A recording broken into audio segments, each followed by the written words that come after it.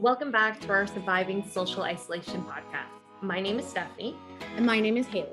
And in this podcast, we're going to be talking about social isolation and how it affects the individual as well as communities.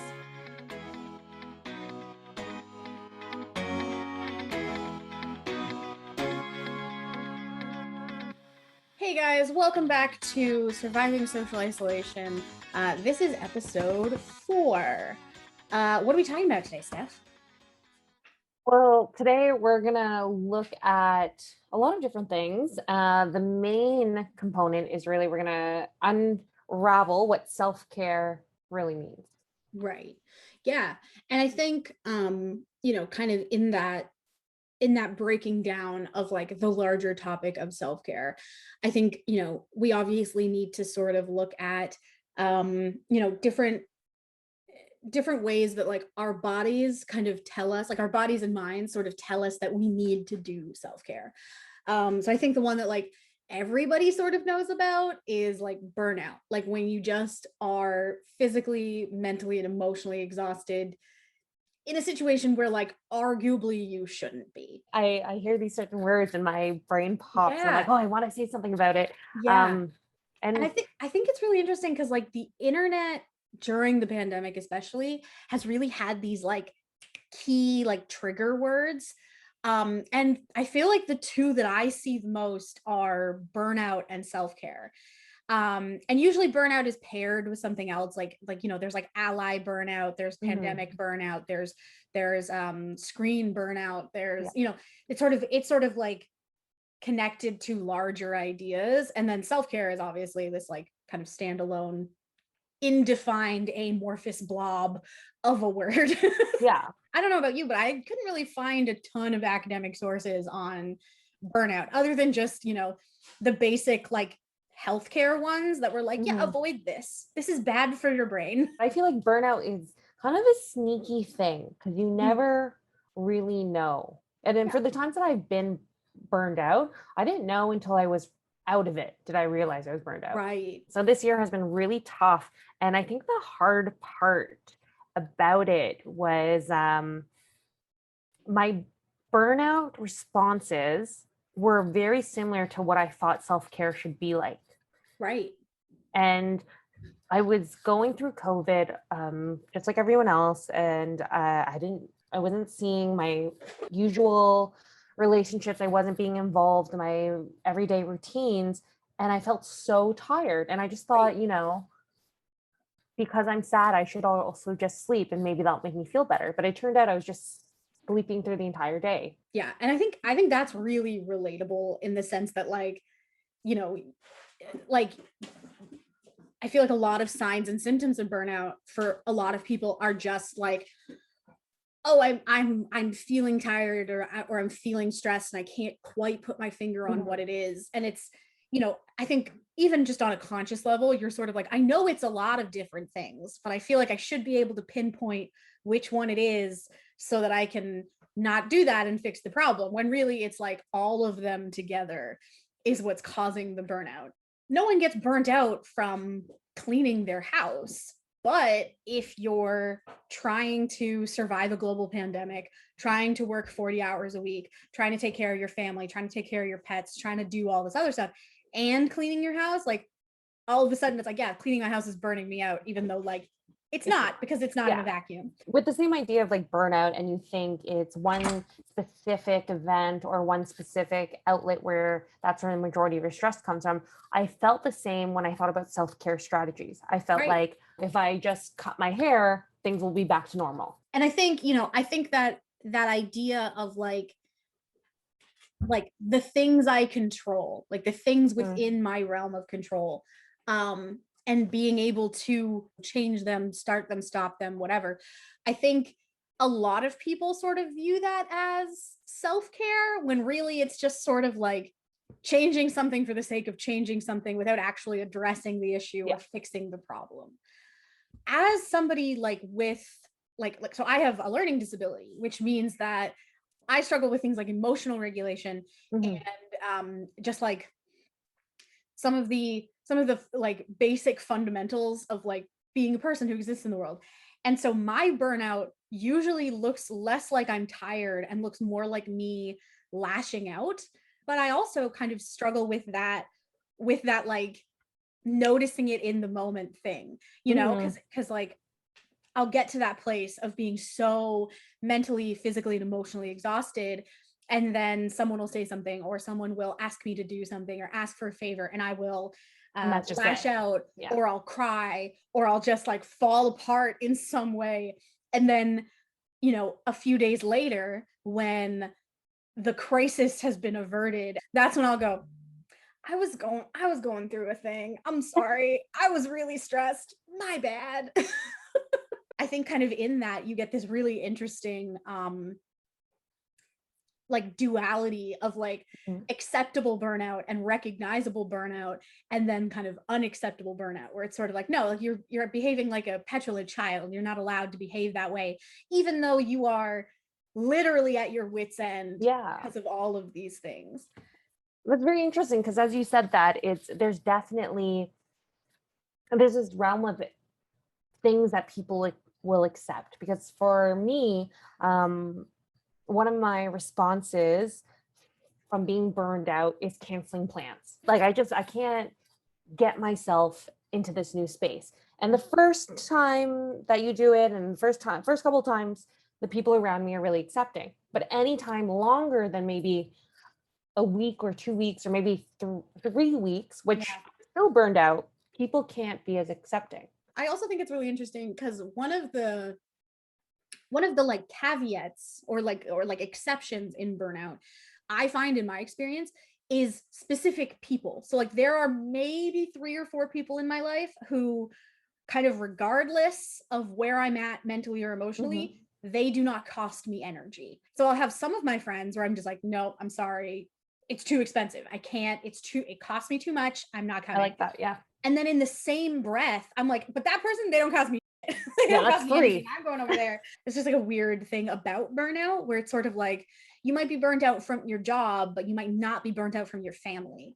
Or you might be burnt out from like you might be too burnt out to do physical activities, but you might not be so burnt out to like go on a video chat with a friend or like watch a really like intense complicated TV show with your partner, like something that is mentally and emotionally taxing, you know? Everyone's burnout, everyone's expectations are so different.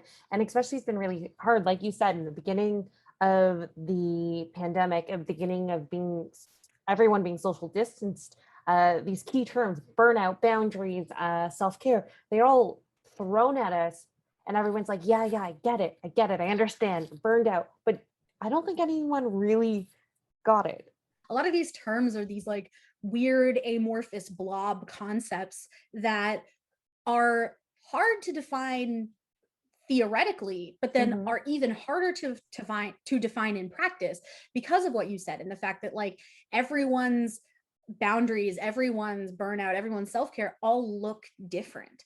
Like for instance, I as a single person living in a single person household with a like cognitive disability, my burnout and my self-care like fundamentally look different than yours as a person who Hmm. like, you know, lives with their partner, maybe doesn't have the same kind of like mental health taxing stuff, you know, or like has a different structure. And it's like none, it's not to say that like one is worse than the other, just they're fundamentally different. Like Yeah. if we compared like the It's an things that like observation. made me Exactly. exhausted versus made you exhausted, we'd both be like, oh, those are different piles. I weirdly feel like exhausted from talking about burnout. Yeah, sort of like mental health. Like when you're talking about mental health, there is this, there's this like performance element to it. Hmm.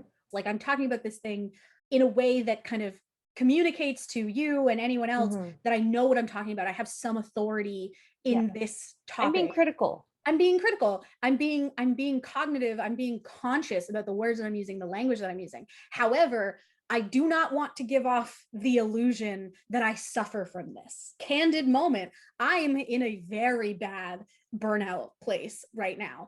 Mhm. I'm currently renovating a room in my house, which means my home is in complete chaos.